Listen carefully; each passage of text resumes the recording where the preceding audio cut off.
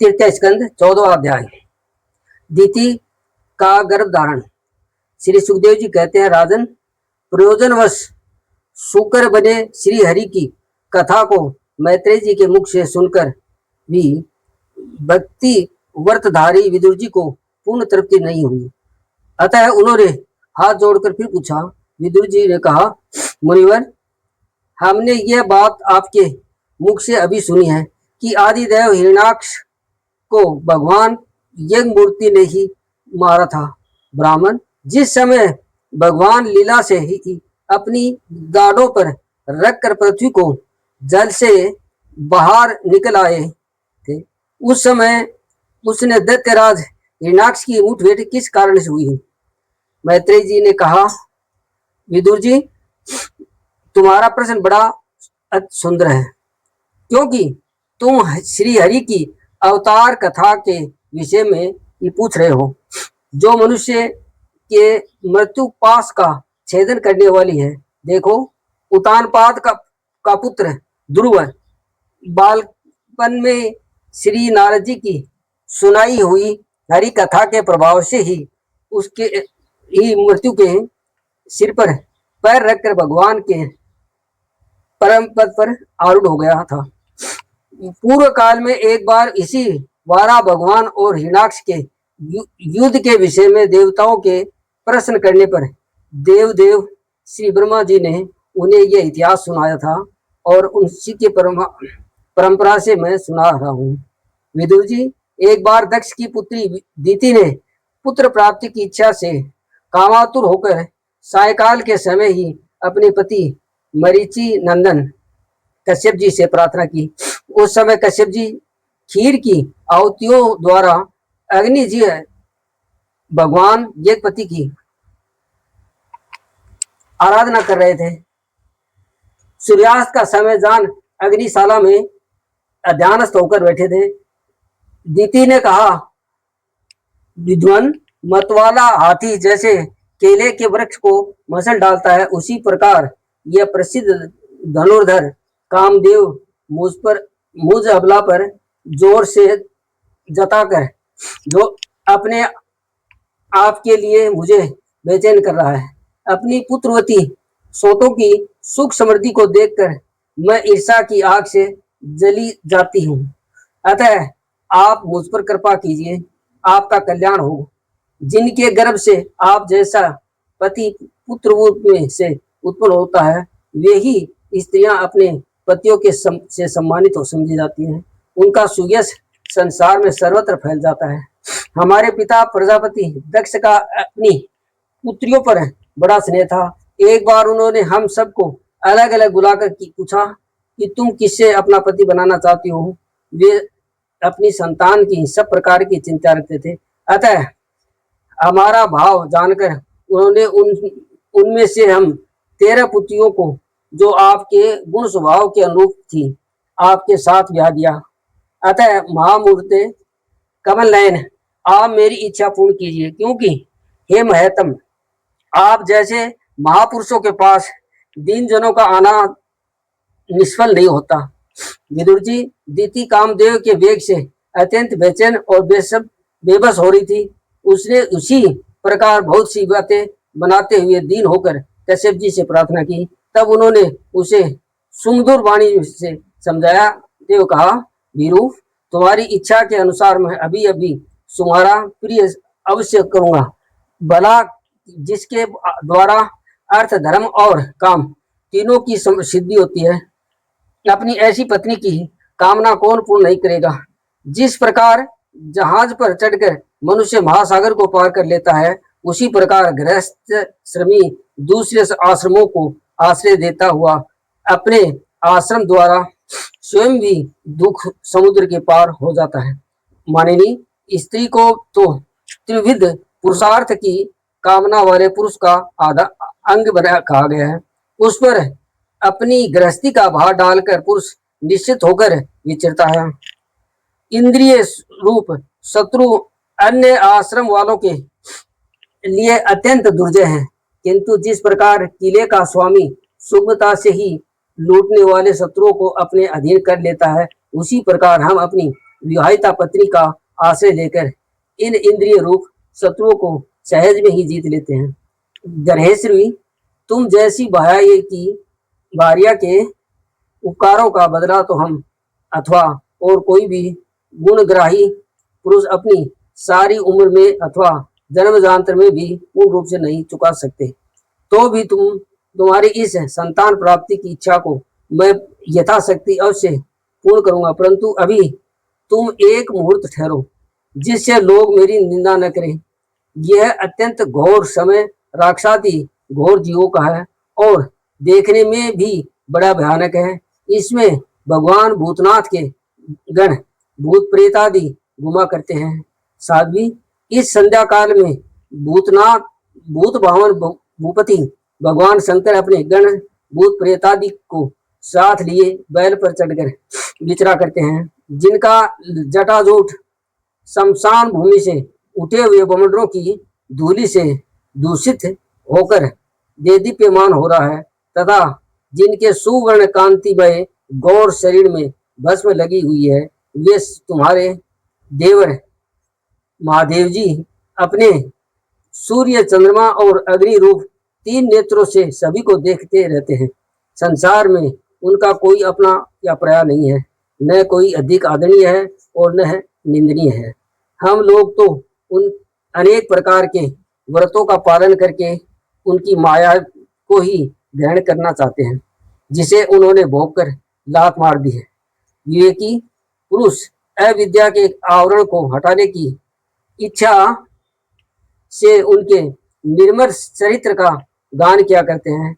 उनमें से बढ़कर तो क्या उनके समान भी कोई नहीं है और उन तक केवल सत्पुरुषों की ही पहुंच है। यह सब होने पर भी वे स्वयं पिशाचों का आचरण करते हैं। यह नर शरीर कुत्तों का भोजन है, जो अविवेकी पुरुष आत्मा मानकर वस्त्र, आभूषण, माला और चंदनादि से इसी को सजाते संवारते रहते हैं। वे अभागे ही आत्माराम भगवान शंकर के आचरण पर हंसते हैं। हम लोग तो क्या ब्रह्मादि लोकपाल भी उन्हीं की बाधी हुई धर्म मर्यादा का पालन करते हैं। वे ही इस विश्व के अधिष्ठान हैं तथा यह माया भी उन्हीं की आज्ञा का अनुसरण करने वाली है। ऐसे होकर भी वे प्रेतों का सा आचरण करते हैं। अहो, इन जगत व्यापक प्रभु की यह अद्भुत लीला कुछ समझ में नहीं आती। मैत्री जी कहते हैं, पति के इस प्रकार समझाने पर भी कामातुर दीति ने वेश्या के समान निर्लज होकर ऋषि कश्यप जी का वस्त्र पकड़ लिया। तब कश्यप जी ने उस निंदित कर्म में अपनी भार्या का बहुत आग्रह देख देव को नमस्कार किया और एकांत में उसके साथ समागम किया। फिर जल में स्नान कर प्राण और वाणी का संयम करके विशुद्ध ज्योतिर्मय सनातन ब्रह्म का ध्यान करते हुए उसी का जप करने लगे। विदुर जी, दीति को भी उस निंदित कर्म के कारण बड़ी लज्जा आई और वह ब्रह्म ऋषि के पास जा सिर नीचा करके उस प्रकार कहने लगी। दीति बोली, ब्राह्मण, भगवान रुद्र भूतों के स्वामी हैं। मैंने उनका अपराध किया है, किंतु वे भूत श्रेष्ठ मेरे इस गर्व को नष्ट करें। मैं भक्त वांछल कल्प तरु उग्र एवं रुद्र रूप महादेव को नमस्कार करती हूँ। वे सत्पुरुषों के लिए कल्याणकारी एवं दंड देने के भाव से रहित हैं, किंतु दुष्टों के लिए क्रोध मूर्ति दंडपाणी है। हम स्त्रियों पर तो व्याग की भी दया करते हैं, फिर वे सतीपति तो मेरे बहनोई और परम कृपालु हैं, अतः वे मुझ पर प्रसन्न हो। मैत्री जी ने कहा, विदुर जी, प्रजापति कश्यप ने सायकाल संध्या वंदनादि कर्म से निवृत्त होने पर देखा कि दीति थरथर कांपती हुई अपने संतान की लौकिक और पारलौकिक उन्नति के लिए प्रार्थना कर रही है।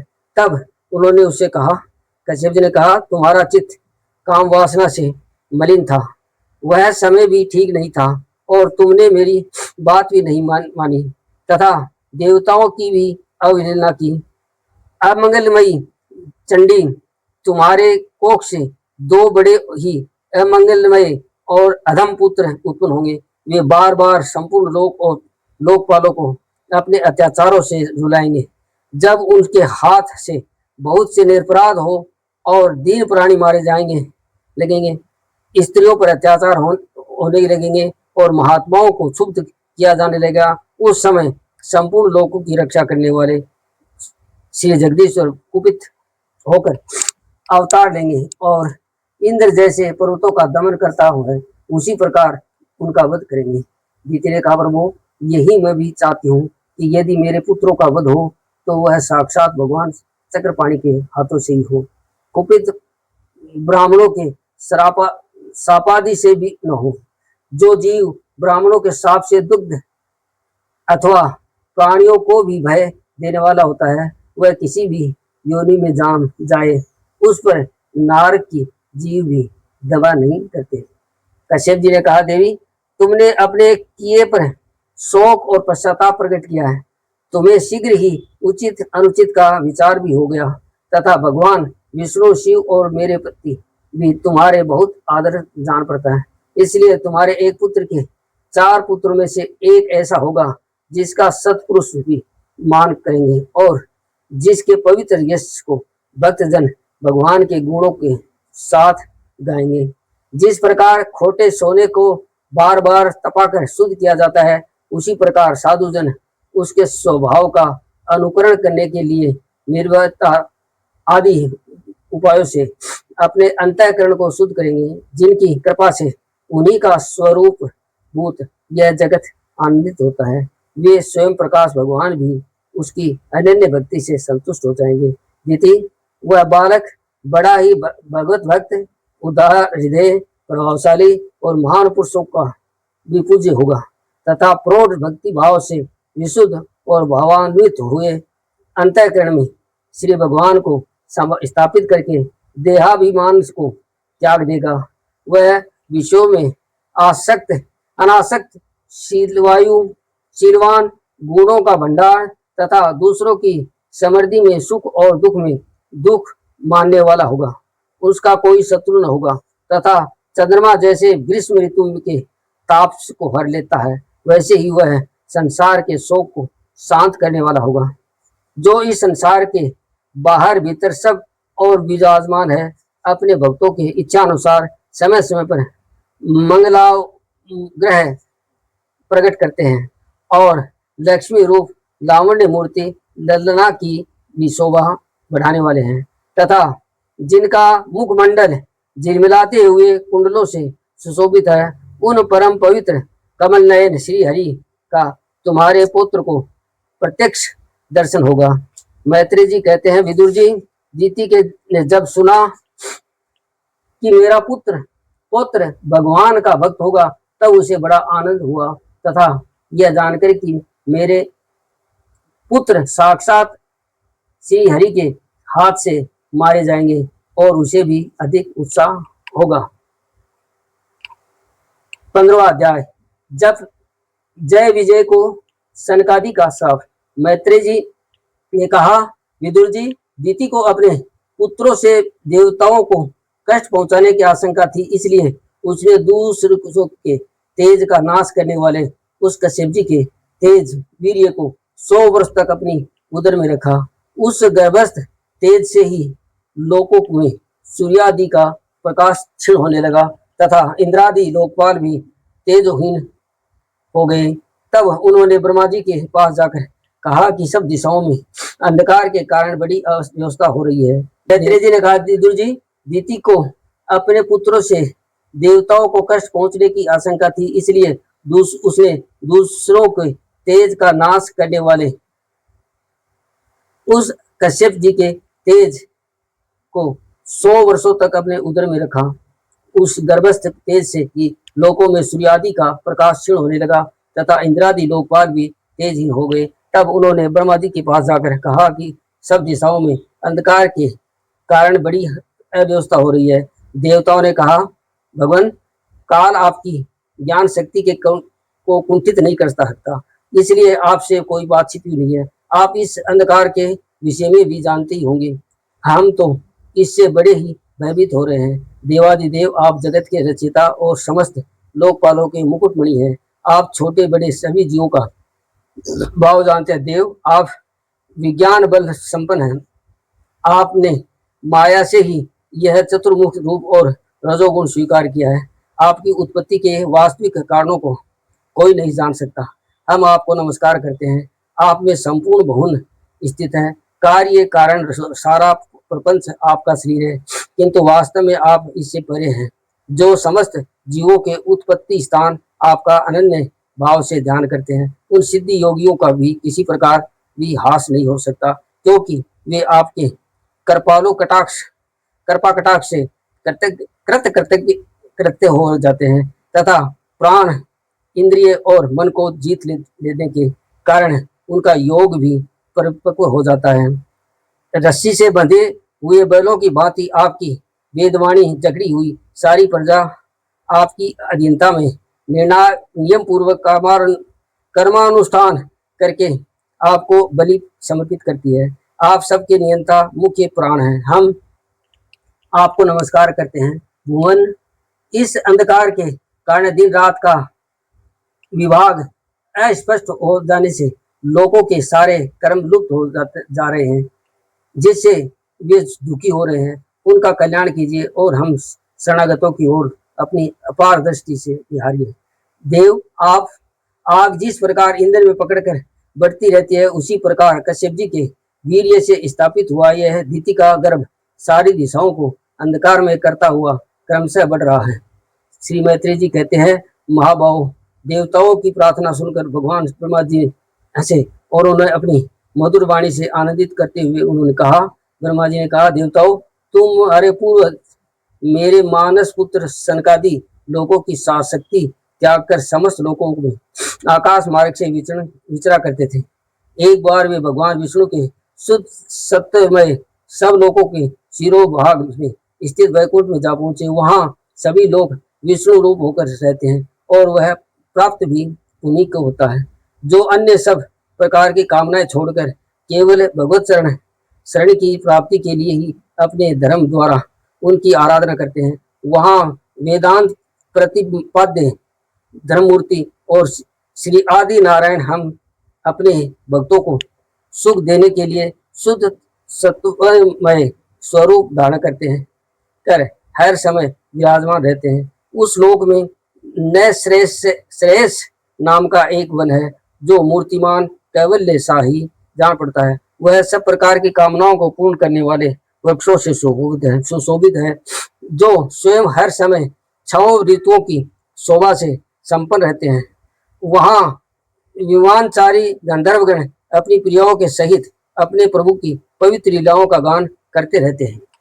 जो लोग की संपूर्ण पाप राशि को भस्म कर देने वाली है, उस समय सरोवर में खिली हुई मकरंद पूर्ण वासंतिक माधवी लता की सुमधुर गंध उनके चित्त को अपनी ओर खींच लेती है, परंतु वे उनकी ओर ध्यान ही नहीं देते, पर वह उस गंध को उड़ाकर लाने वाले वायु को ही बड़ा बुला कहते हैं। जिस समय ब्रह्मराज ऊंचे स्वर से गुंजार करते हुए मानो हरि कथा का गान करते हैं, उस समय थोड़ी देर के लिए ही कबूतर, कोयल, सारस, चकवे, पपीहे, हंस, तोते, तीतर और मोरों का कोलाहल बंद हो जाता है, मानो वे भी उस कीर्तनानंद में बेसुध हो जाते हैं। श्री हरि तुलसी से अपने श्री विग्रह को सजाते हैं और तुलसी की गंध का ही अधिक आदर करते हैं। यह देखकर वहां के मदार, कुंद, कुर्बक, उत्पल, चंपक, अरण, उनाग, नागकेसर, बकुल, अंबुज और पारिजात आदि पुष्प सुगंध युक्त होने पर भी तुलसी का ही तप मानते हैं। वह लोग वैदूर्य, मरकत मणि और सुवर्ण के विमानों से भरा हुआ है।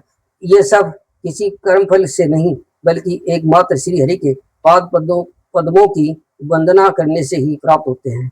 उन विमानों पर चढ़े हुए कृष्ण प्राण भगवत भक्तों के चित्त में बड़े बड़े नितंबों वाली सुमुखी सुंदरियां भी अपनी मंद मुस्कान एवं मनोहर हास परिहास से काम विकार नहीं उत्पन्न कर सकती, परम सौंदर्यशालिनी लक्ष्मी जी, जिनकी कृपा प्राप्त होने के लिए देवगण भी यत्नशील रहते हैं, श्री हरि के भवन में चंचलता रूप दोष को त्याग कर रहती है। जिस समय अपने चरण कमलों के नुपुरों की झनकार करती हुई वे अपनी लीला कमल घुमाती हैं, उस समय उस कनक भवन की स्फटिकमय दीवारों में उनका प्रतिबिंब पड़ने से ऐसा जान पड़ता है मानो वे उन्हें बुहार रही हों।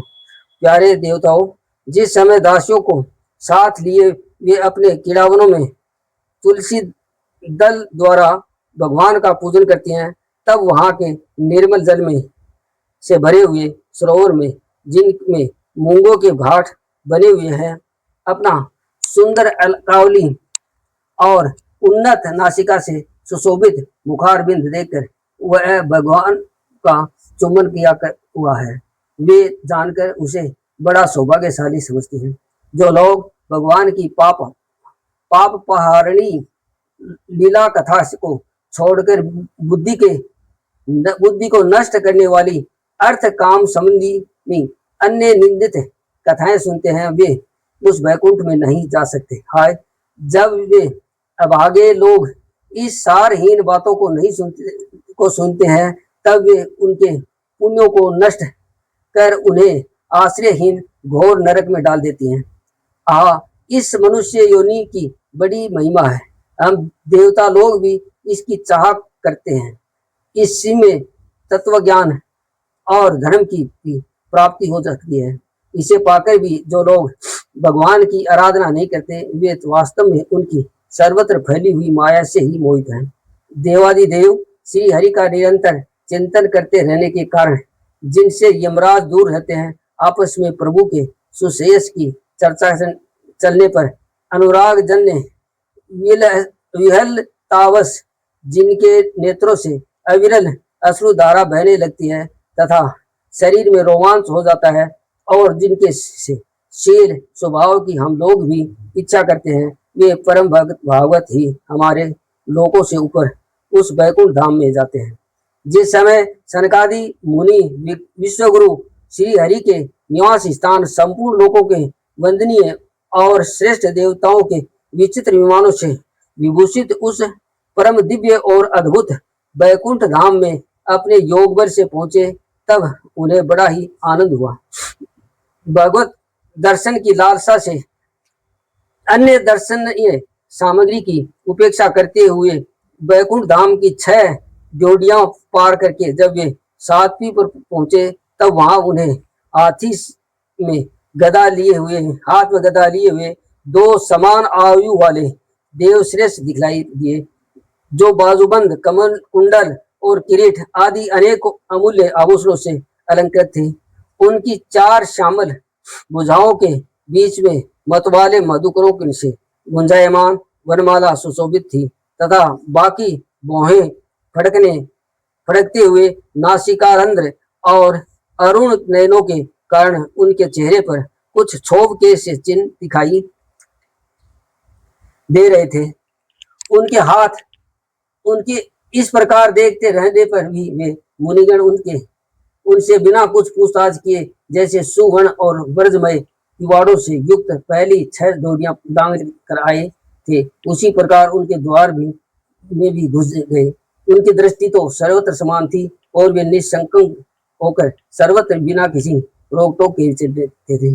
वे चारों कुमार पूर्ण तत्वज्ञ थे तथा ब्रह्मा की सृष्टि में आयु में सबसे बड़े होने पर भी देखने में 5 वर्ष के बालकों से जान पड़ते थे और दिगंबर वृत्ति से नंग धड़ंग रहते थे। उन्हें इस प्रकार निसंकोच रूप से भीतर जाते देख उन द्वारपालों ने भगवान के शील स्वभाव के विपरीत सनकादि के तेज की हंसी उड़ाते हुए उन्हें भेद अड़ाकर रोक दिया। यद्यपि वे ऐसे दुर्व्यवहार के योग्य नहीं थे। तब जब उन द्वारपालों ने वैकुंठवासी देवताओं के सामने पूजा के सर्वश्रेष्ठ पात्र उन कुमारों को इस बार रोका, तब वे अपने प्रियतम प्रभु के दर्शन में विघ्न पड़ने के कारण उनके नेत्र सहसा कुछ क्रोध से लाल हो उठे और वे इस प्रकार कहने लगे।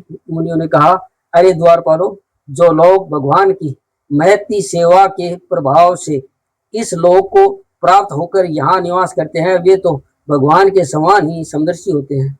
तुम दोनों भी उन्हीं में से हो, किंतु तुम्हारे स्वभाव में यह विषमता क्यों है? भगवान तो परम शांत स्वभाव है, उनका किसी से विरोध भी नहीं है। फिर भी यहाँ ऐसा कौन है जिस पर शंका की जा सके? तुम स्वयं कपटी हो, इसी के से अपने ही समान दूसरों पर शंका करते हो।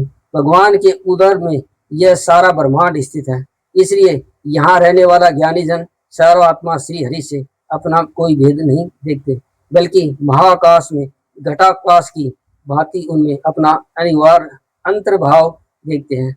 तुम तो देव रूपधारी हो, फिर भी तुम्हें ऐसा क्या दिखाई देता है जिससे तुमने भगवान के साथ कुछ भेदभाव के कारण होने वाले भय की कल्पना कर ली?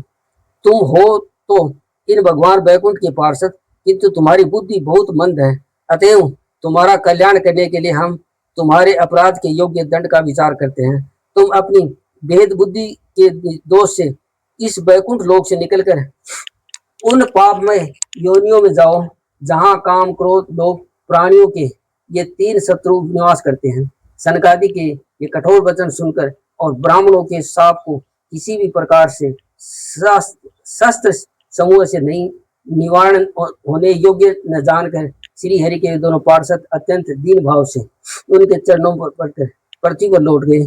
वे जानते थे कि उनके स्वामी श्री हरि श्री ब्राह्मणों के से बहुत डरते हैं।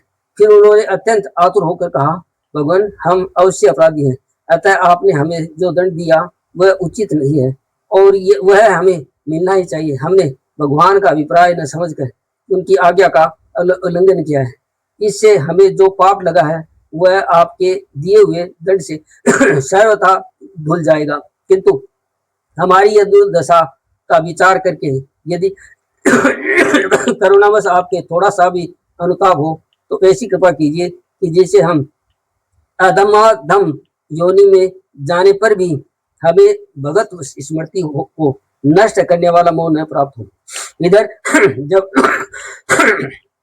साधुजनों ने हृदय धन भगवान कमलनाभ को मालूम हुआ कि मेरे द्वारपालों ने सनकादि साधुओं का अनादर किया है, तब वे लक्ष्मी जी के सहित अपने उन्हीं श्री चरणों से चलकर ही वहां पहुंचे जिन्हें परमहंस मुनिजन भी ढूंढते रहते हैं, सहज में पाते नहीं। सनकादि ने देखा कि उनकी समाधि के विषय श्री वैकुंठ नाथ स्वयं उनके नेत्र गोचर होकर पधारे हैं। उनके साथ साथ पार्षदगण छत्र साम्राज्य लिए हुए हैं तथा प्रभु के दोनों और राजहंस के पंखों के समान दो श्वेत चवल डुलाए जा रहे हैं। उनकी शीतल वायु से उनके श्वेत छत्र में लगी हुई मोतियों की झालर हिलती हुई ऐसी शोभा दे रही है मानो चंद्रमा की किरणों से अमृत की बूंदें झर रही हैं। प्रभु समस्त सद्गुणों के आश्रय हैं। उनके सौम्य मुख मुद्रा को देखकर जान पड़ता था मानो वे सभी पर अनवरत कृपा सुधा की वर्षा कर रहे हैं। अपनी स्नेहमयी चितवन से वे भक्तों का हृदय स्पर्श कर रहे थे तथा उनके सुविशाल श्याम वक्ष स्थल स्वर्ण रेखा से रूप में जो साक्षात श्री लक्ष्मी जी विराजमान थी उनसे मानो वे समस्त दिव्य लोक चूड़ामणि वैकुंठ धाम को सुशोभित कर रहे थे। उनके पीताम्बर मंडित विशाल नितंबों पर झिलमिलाती हुई करगनी और गले में भ्रमर से विराजमान रही थी तथा वे कलाइयों में सुंदर कंगन पहने अपना एक हाथ गरुड़ जी के कंधे पर रखकर दूसरे से कमल नयन का पुष्प घुमा रहे थे। उनके अमोल कपोल बिजली की प्रभा को भी ले जाने वाले मकराकृत कुंडलों की शोभा बढ़ा रहे थे।